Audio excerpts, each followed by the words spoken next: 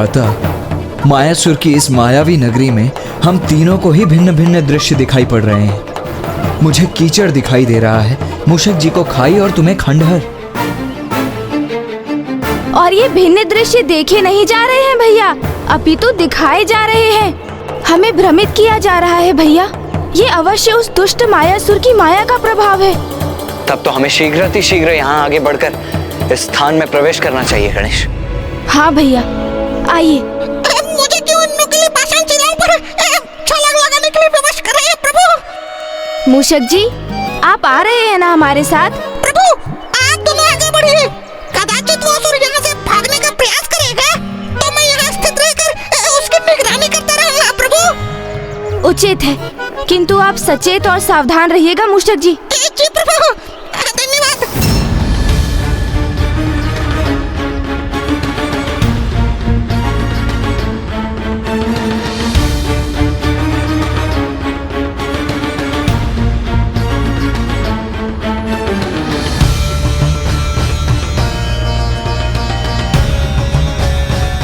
दुष्ट दुर्गमासुर, अब शीघ्र ही पहुंच रहे हैं हम वहां।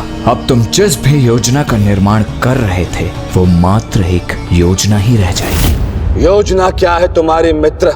करना क्या चाहते हो तुम? युद्ध करना चाहता हूं मैं। उस देवी आदि शक्ति को पराजित करना चाहता हूं मैं।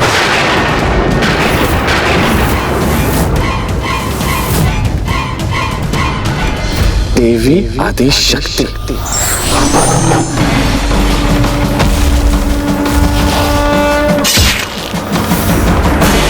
मित्र, प्रतीत होता है कि अब भी तुम माया के प्रभाव में हो, किंतु वह माया हमारी नहीं, अपितु किसी और की है। मायासुर, वो किसी की माया नहीं, ये मेरा दृढ़ निश्चय है।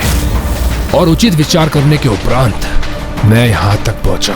और यदि हम उचित समझ रहे हैं तो तुम उन देवी आदि शक्ति को पराजित करना चाहते हो जिनसे अतीत में तुमने हमारे प्राणों की रक्षा की थी। वो घटना तो स्मरण है ना तुम्हें मित्र?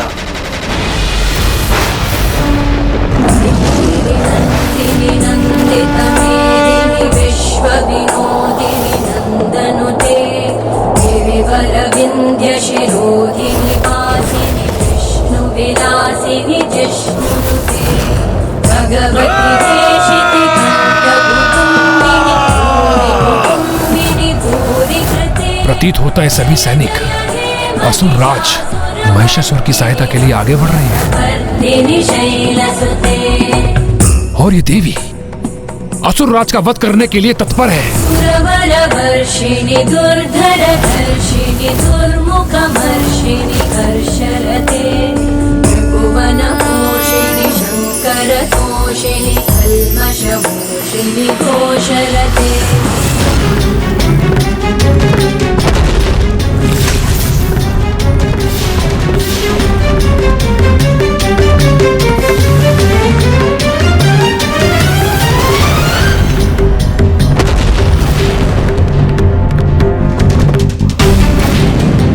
इन देवी की माला से गिरी ये पंखुड़ी तो प्रज्वलित होकर एक आग्नेय अस्त्र में परिवर्तित हो गई।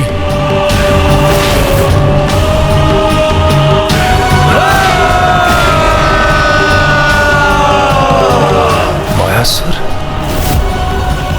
ये तो असीम माया के स्वामी मायासुर है।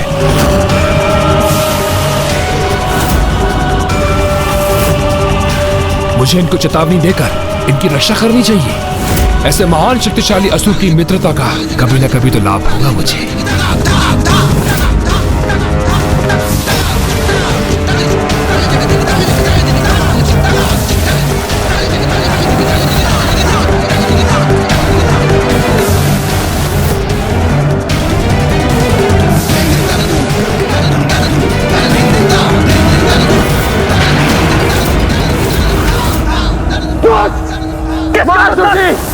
अपनी माया का प्रभाव करने से पूर्व उन पुष्प की पंखुड़ी रूपी असुर को अवश्य देख लीजिए।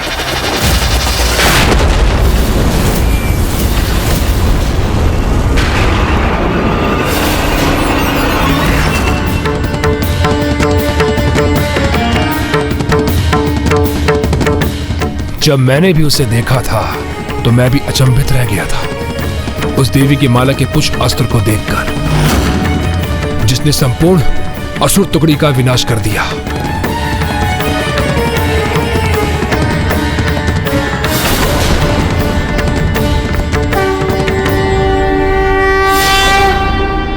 वह असुर महिषासुर का अंत करने जा रही है।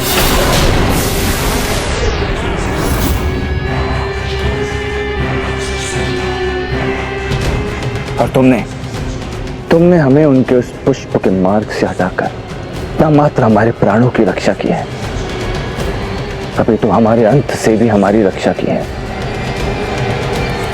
इसी कारण हम तुम्हारे आभारी हैं, ऋणी हैं। और मित्र, आज मायासुर मात्र अपने शब्दों में तुम्हारे प्रति अपना आभार प्रकट कर तुमसे धन्यवाद नहीं करेगा, किंतु भविष्य में जब भी तुम्हें हमारी सहायता की आवश्यकता हो, निसंकोच होकर हमारे समक्ष आना। हम तुम्हारी सहायता अवश्य करेंगे मित्र, अवश्य करेंगे मित्र, अवश्य। तो आज मैं तुम्हें वो अवसर प्रदान कर रहा हूं मित्र, मेरी सहायता कर, अपना ऋण चुकाओ मित्र मायासुर। तो क्या अपने प्राणों की रक्षा का ऋण चुकाने के लिए हमें अपने ही प्राणों की आहुति देनी होगी? यदि तुम्हें वो घटना स्मरण है तो यह भी स्मरण होगा कि कैसे देवी आदिशक्ति की माला की एक पंखुड़ी, मात्र एक पंखुड़ी इतनी विनाशक सिद्ध हुई थी। तो वो देवी स्वयं कितनी शक्तिशाली होगी, क्या इसका अनुमान भी है तुम्हें मित्र दुर्गमासुर? उसकी चिंता त्याग दो मित्र, क्योंकि देवी आदिशक्ति से अधिक शक्तिशाली बनने का उपाय है मेरे पास, किंतु उसे पूर्ण करने हेतु मुझे तुम्हारी सहायता की आवश्यकता होगी। सहायता? कैसी सहायता? यहां से प्रस्थान करने के उपरांत मैं स्वयं को नुकीली हिमशिलाओं से भरी एक गुफा में स्थित कर अपना अनुष्ठान आरंभ करूंगा।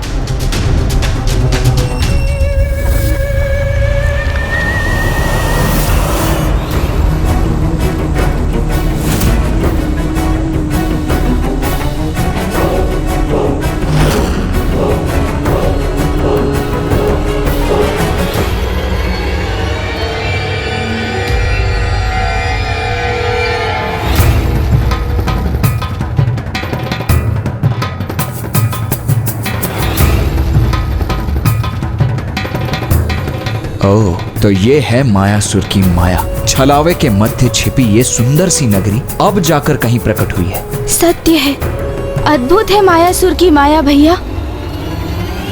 क्या जो दृश्य मैं देख रहा हूं वही दृश्य तुम भी देख पा रहे हो गणेश? एक भव्य सुंदर स्थान, जैसे इस मायावी ने अपने ही स्वर्ग की रचना कर ली हो।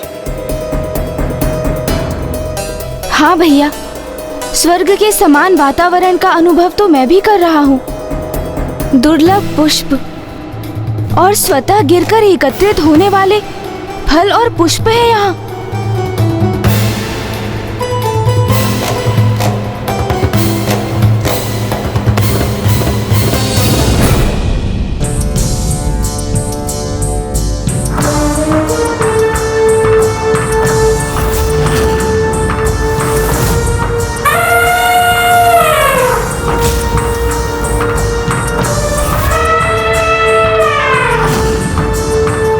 ये गज कुछ असामान्य क्यों प्रतीत हो रहा है?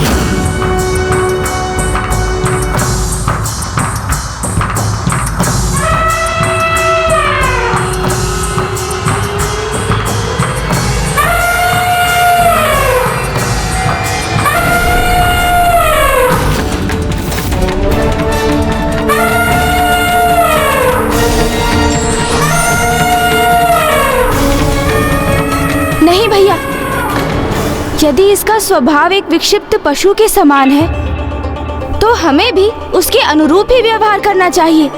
स्मरण रहे भैया, ये मायासुर की नगरी है, इसलिए आवश्यक नहीं कि जो दिख रहा है वही सत्य हो।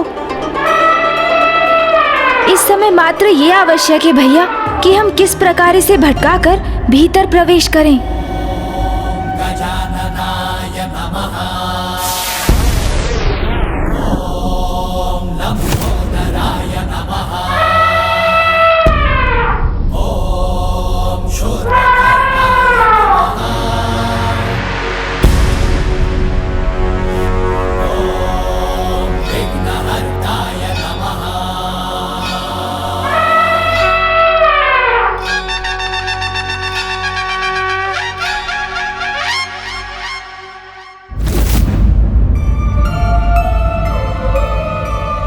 आइए भैया, अब तो ये अपनी ही क्रीड़ा में व्यस्त हो गया।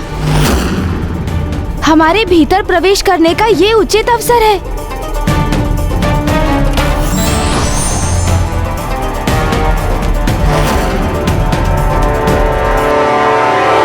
अवसर प्राप्त होते ही देवता, अन्यथा वह देवी आदि शक्ति अथवा उनके सहयोगी मुझ पर आक्रमण करने आएंगे और तब मुझे तुम्हारी सहायता की आवश्यकता होगी।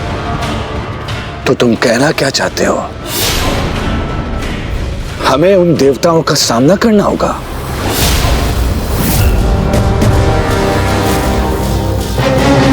नहीं मायासुर, तुम्हें नागलोक के नागों को अपनी माया से प्रभावित कर मेरे निकट उस गुफा में लाना होगा।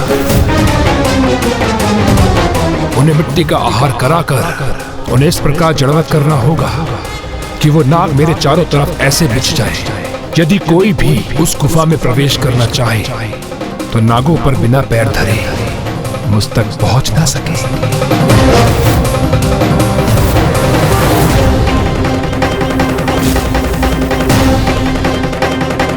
किंतु इस सबसे तुम्हें क्या लाभ होगा मित्र दुर्गमासुर? लाभ होगा, बहुत लाभ होगा, क्योंकि वो जड़ नाग अपने स्थान पर स्थित रहकर मेरा भेद्य कवच बनेंगे और उन निर्दोष नागों को कुचल कर, अन्यथा उनको अन्य क्षति पहुंचाकर न वो देवता आगे बढ़ सकेंगे और न वो देवी आदि शक्ति। तब मैं उनसे सुरक्षित रहकर 94 करोड़ बार अनुष्ठान कर अपार शक्ति संपन्न हो जाऊंगा और युद्ध में विजय प्राप्त करूंगा।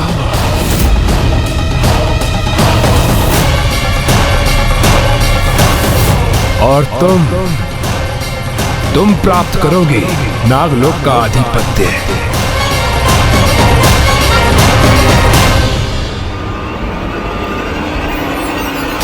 ये तो उत्तम योजना है, अति उत्तम योजना। तो इसे पूर्ण करने के लिए कभी प्रस्थान करना होगा हमें मित्र? शुभ कार्य में विलंब कैसा मित्र? और हम असुर तो शुभ और अशुभ कार्य में विलंब नहीं करते। और वैसे भी आज का दिवस तो अति उत्तम है, क्योंकि आज शिवरात्रि के महापर्व पर सभी 33 कोटि देवी देवता महादेव की आराधना में व्यस्त होंगे। नागलोक का तो किसी को ध्यान भी नहीं होगा, इसलिए यथाशीघ्र प्रस्थान कर हमें अपना प्रयोजन सिद्ध करना होगा।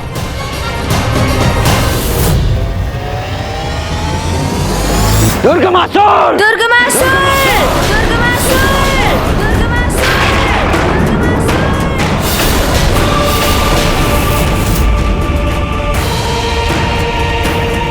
पुनः क्षणिक विलंब हो गया भैया हमें। अब कहाँ ढूंढे उन्हें? कहाँ गए होंगे वो दोनों? भैया, ये स्वर कैसा जो वहाँ उस ओर से आ रहा है? आइए, हमें शीघ्र देखना होगा।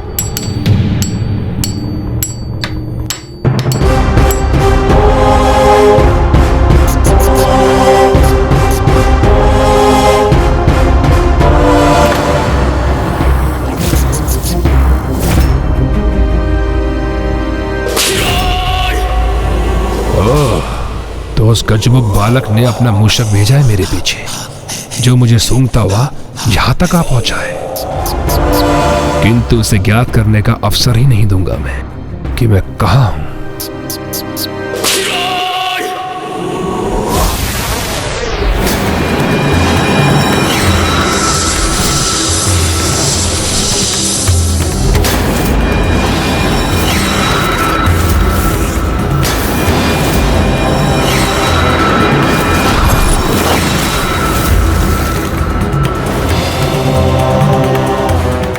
शीघ्र ही कि समस्त नाग हमारी माया से प्रभावित होकर हमारे इच्छा अनुसार चलेंगे और समस्त नाग लोग हमारे अधीन होगा, माया सुर के अधीन।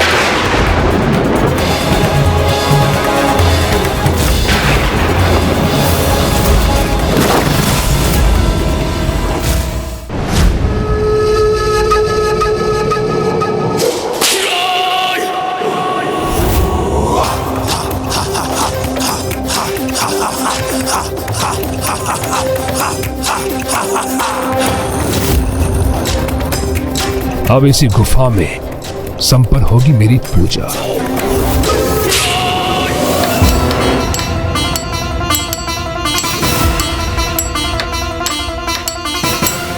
इतनी बड़ी प्रतिमा, और वो भी स्वयं की। ये कोई साधारण प्रतिमा प्रतीत नहीं होती भैया। अवश्य इसके पीछे मायासुर की कोई योजना है। भैया, अब हमें उनसे एक पग पीछे नहीं अपितु आगे रहना होगा, क्योंकि अब एक नहीं भैया, हमें दो शत्रुओं की संयुक्त शक्ति का सामना करना होगा। क्योंकि अब एक ओर दुर्गमासुर है तो दूसरी ओर मायासुर।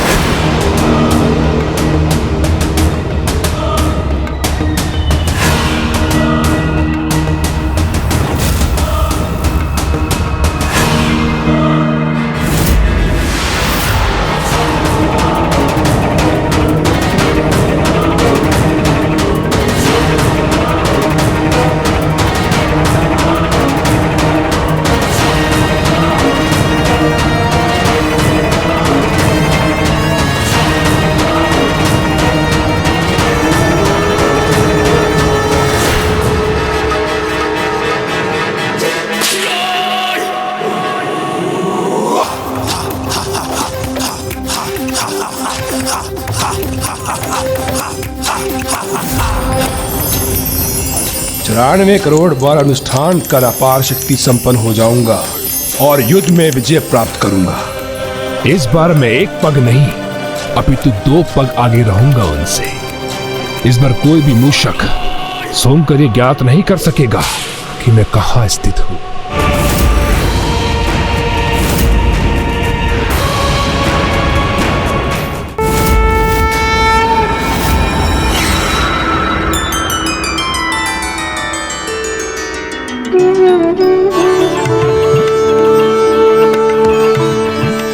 शिवरात्रि के भव्य उत्सव का आयोजन है यहाँ, जिसमें समस्त कोटि देवता उपस्थित होकर महादेव की अर्चना करेंगे। नागलोक के राजा शेषनाग जी और महारानी नागलक्ष्मी जी महादेव की विशेष पूजा का आरंभ कर रहे हैं।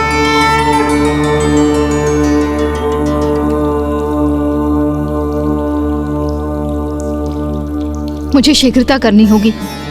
महादेव का पूजन करके उनका आशीर्वाद प्राप्त करके शीघ्र अपनी भावी संतान अपने अंड के पास पहुंचना होगा। देवी नागलक्ष्मी, शिवरात्रि के अवसर पर महादेव का अभिषेक करते समय आपका इतना अधीर होना अनुचित है। आप चिंता ना करें, अब हम पूजा आरंभ करने ही जा रहे हैं।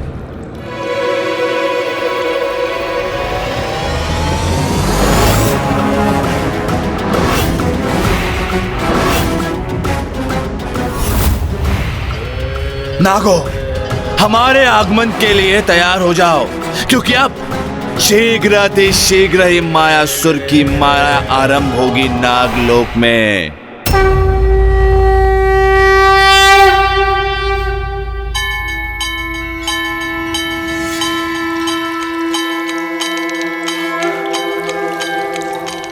मुझे अकस्मात ही कैसी व्याकुलता और दुश्चिंता से होने लगी है। मुझे शीघ्र अपने अंड को देखना होगा।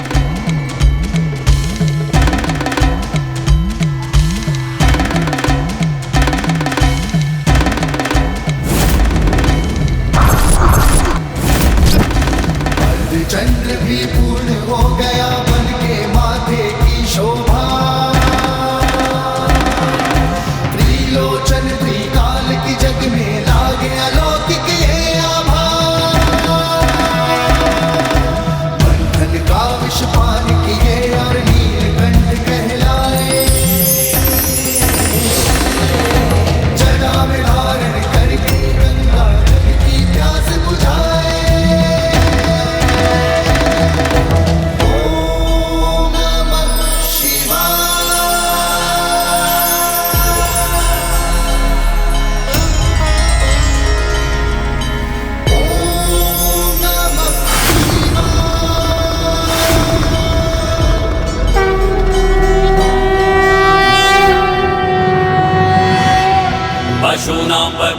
शापनाशं परेशं गजेन्द्रस्य कृत्तिं वसानं वरेण्यं जटाजूटमध्ये स्फुरक्ताङ्गवारिं महादेवमेकं स्मरामि स्मरामि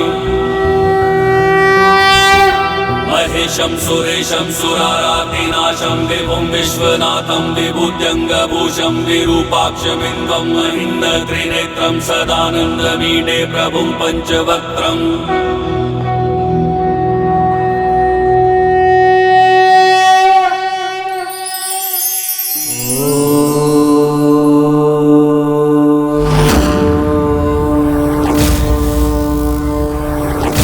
महादेव का पूजन संपन्न हुआ। अब मैं शीघ्र अपने अंड के निकट लौटती हूँ।